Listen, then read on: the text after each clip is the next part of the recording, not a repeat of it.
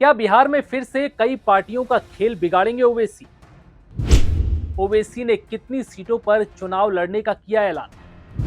तीसरा मोर्चा बनाकर किसकी खाट खड़ी करेंगे ओवैसी?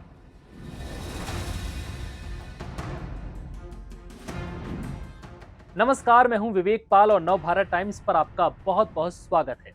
बिहार विधानसभा चुनाव के ऐलान के साथ ही एक बार फिर से एआईएमआईएम के चीफ असदुद्दीन ओवैसी एनडीए और महागठबंधन को बड़ा झटका देने की तैयारी में है।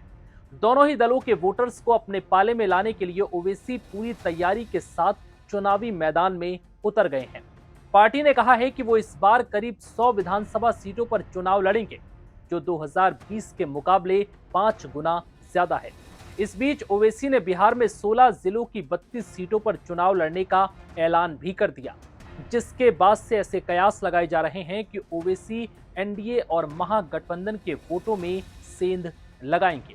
अब ये भी जान लीजिए कि हैदराबाद सांसद असदुद्दीन ओवैसी की पार्टी एआईएमआईएम बिहार चुनाव में किन किन सीटों पर चुनाव लड़ेगी, इसकी घोषणा शनिवार को कर दी और इसी के साथ पहली लिस्ट जारी कर दी है। हालांकि ये सिर्फ जगह की लिस्ट है।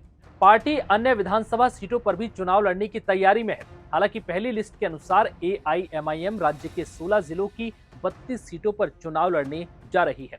शनिवार को किशनगंज के पार्टी दफ्तर में एआईएमआईएम बिहार प्रदेश अध्यक्ष अख्तरुल ईमान और राष्ट्रीय प्रवक्ता आदिल हुसैन ने आगामी बिहार विधानसभा चुनाव को लेकर पार्टी की विधानसभा सीटों की पहली सूची जारी की। अब आपको इस लिस्ट के बारे में बताते हैं। इन 16 जिलों की 32 विधानसभा कौन कौन सी हैं, जिस पर एआईएमआईएम ने पहली लिस्ट जारी कर बताया है कि पार्टी सबसे पहले इस जगह पर चुनाव लड़ने की तैयारी में है।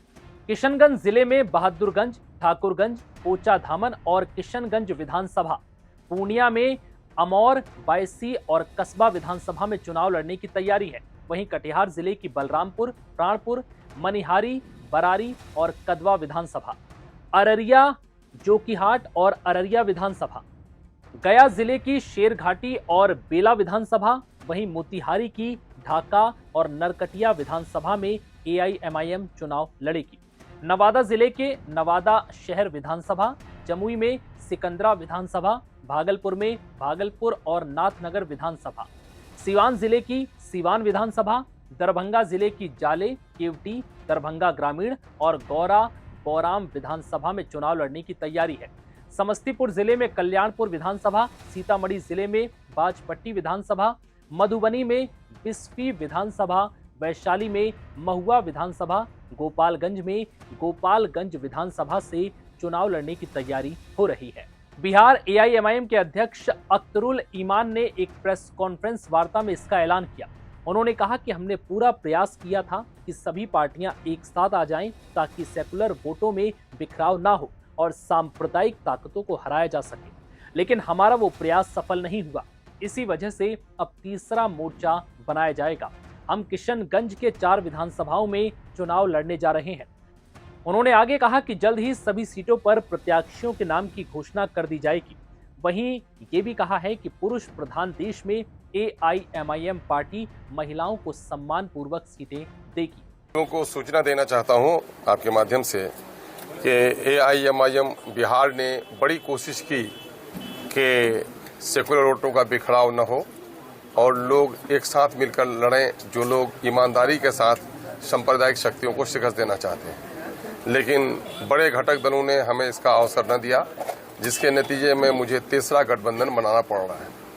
और मैं इस गठबंधन का सिर ही मैं समझता हूं कि कल तक आप लोगों को इसकी सूचना मिल जाएगी हमारे गठबंधन के ताल्लुक से।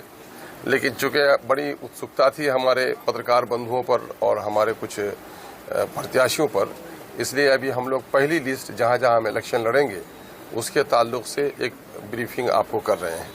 हम लोग किशनगंज जिला से चारों विधानसभा में बहादुरगंज, ठाकुरगंज, पोचा धामन और किशनगंज में इलेक्शन लड़ने जा रहे हैं।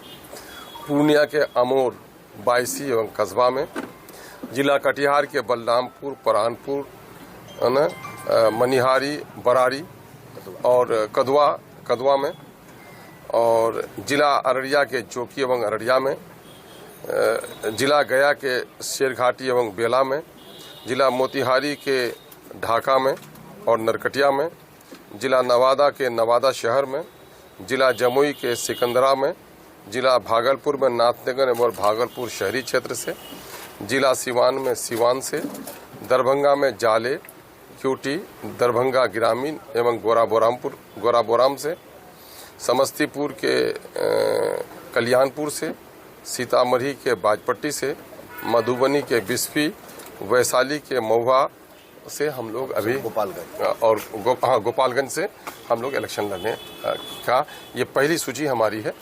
और फिर हम लोग आगे जो कुछ बात होगी उस ताल्लुक से आप लोगों को सूचना जरूर देंगे। अब तक कितने सीटों का प्रश्न हो चुका है? अब तक हमारे यहाँ मैंने सीटों का तो ये ऐलान हो चुका है, जो हुआ है वो ऐलान हुआ भी है तो वो इसमें शामिल है। ऐसे में AIMIM के इस फैसले के बाद अब बिहार में बड़े दलों की मुश्किलें बढ़ सकती हैं। बता दें कि बिहार में 6 और 11 नवंबर को 2 चरणों में 243 विधानसभा सीटों पर वोट डाले जाएंगे और नतीजे 14 नवंबर को आएंगे। ऐसे में यह देखना दिलचस्प होगा कि ओवैसी NDA और महागठबंधन के वोटों में क्या सेंध लगा पाएंगे। फिलहाल इस वीडियो में इतना ही। इजाजत दीजिए। नमस्कार।